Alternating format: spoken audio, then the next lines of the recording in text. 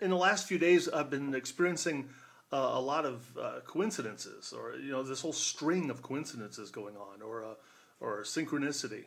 It seems like a lot of times they happen in waves, and I've always wondered: are there some kind of like cosmic waves going on? Ooh, cosmic. I'm doing that because I really don't like it. I hesitate to use the word hate because I like to reserve the word hate for terrible, awful things, but I really don't like it when people diminish the word cosmic by going, ooh, cosmic. By saying that, they're saying that somehow there's something strange or wrong about being spiritual, or about thinking about the deeper meaning of things, or delving into what's going on beneath the surface of reality, whatever that might be.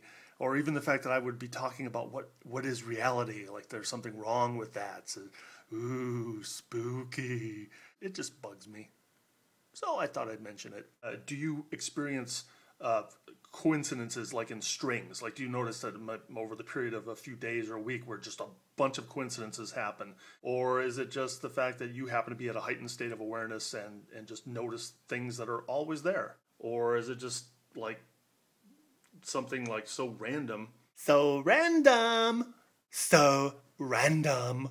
Random. Is it just me, or has the word random become like one of the most overused words these days? I haven't seen the one of those lists lately about overused words, but if random isn't on the list, I'm thinking it should be. Now, I'm not talking about using the word random correctly, like perhaps saying that when you roll the dice, that's a random thing, or maybe if I happen to be going to another side of the world, like I go to China for the first time in my life and I run into a friend that I knew in Chula Vista, that would be pretty random. But when somebody says like, you farted, oh, that's so random.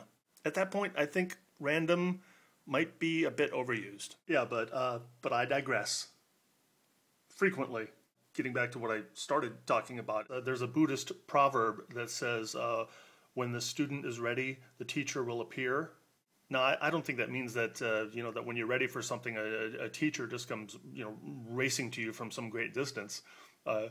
My interpretation, anyway, would be that, the teachers are around us all the time.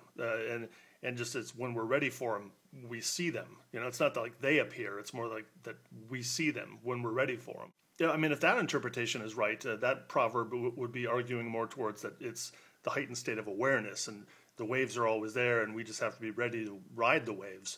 And not that there's any change in the cosmic waves. I just love how everything's connected. I mean, it just maybe just times like this, I'm just becoming more aware of it, and that whole cosmic wave thing. I mean, who knows? Maybe there are times when there's more connection activity going on in the universe, or in our local community, or like in a neighborhood near you, or maybe not. I mean, who knows? All I know is that everything is connected. Everything is always connected, and that just always is a fascinating thing. And then I get supercharged when I start thinking about it, and like at times like this, it's just awesome to keep being reminded. And then when you see those dots being connected, I just think it's really cool.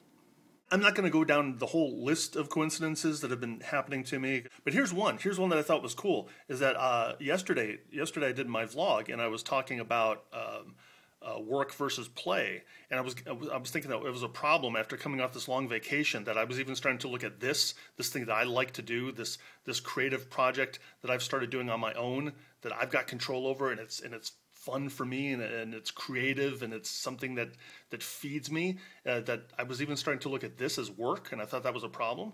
And then after I uploaded the video, I realized, well, wait a second, why the separation between work and play?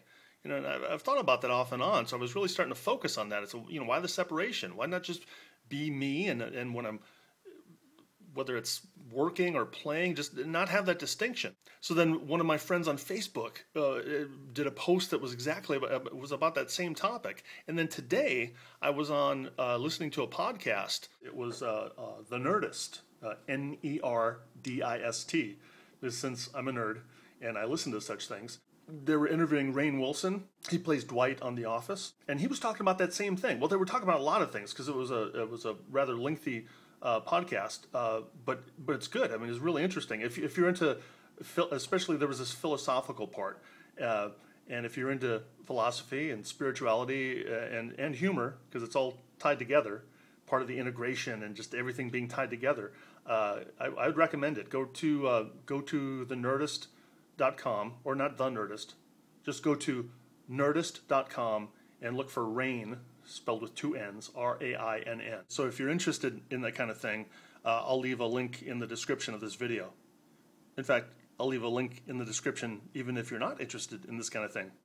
And I think it's a real interesting interview. And if you're a fan of The Office, you'll also, I think, find it interesting to see another side of Rainn Wilson. That, I mean, I knew that he was into positive messages and spirituality because he's got this website called soulpancake.com, which I've been a member of for a while, but I haven't really been that active on. But after listening to this podcast, I thought, man, I want to become a more active member, because I've always thought we need a lot more positive dialogue going on instead of a lot of the split Republicans versus Democrats and all that garbage, So I figure rather than sitting back and waiting for other people to start the dialogue, I want to participate more.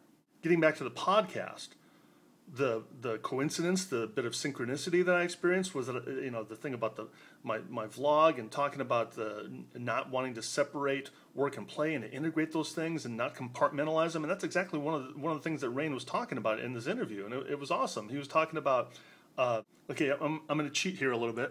I'll find it. I wanted to do it justice here, although I think you can just go listen to the podcast and see what I was talking about. But there was one thing I wanted to quote him, and I didn't want to get it wrong. But he was talking about how that the compartmentalization is really a relatively recent phenomenon in our society. That it used to be that life was that the people's spirituality and their family and their work and play and everything and the friends and creativity, it was all just interwoven, and it's just only a relatively recent phenomenon that we've been compartmentalizing that stuff. And he was talking about one of his goals as being to here we go. I want to be the same person wherever I go. And that's been one of my goals for a long time too. I do stand-up comedy, and when I do stand-up, or like when I'm talking to you right now in this vlog, I just want to be myself and just be a spiritual being that's just doing whatever I'm doing.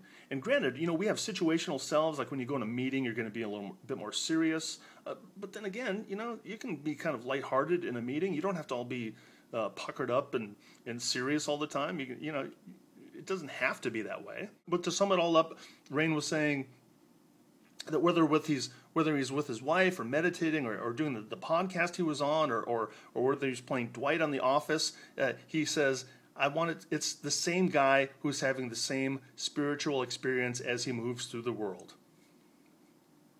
I couldn't have said it better myself, so I'm not going to try.